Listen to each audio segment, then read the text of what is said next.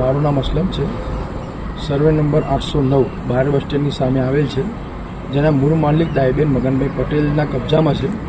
તેમની જગ્યા અમે પતરાના શેડ બનાવીને 35 વર્ષથી ધંધો કરીએ છીએ અને અમારું ગુજરાન ચલાવીએ છીએ. વલ્લભભાઈ મગનભાઈ પટેલ રહેવાસી વડોદરાના અમને ખોટી રીતે ધામધમકી આપીને માનસિક ત્રાસ આપે છે.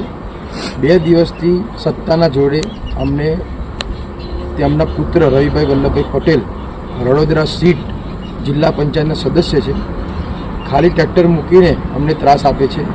અમારી 2 દિવસથી રોજીરોટી બંધ છે. આપ સાહેબશ્રીને નમ્ર વિનંતી છે કે અમારી રોજીરોટી ચાલુ કરી ટ્રેક્ટર હટાવીને ન્યાય આપવા વિનંતી.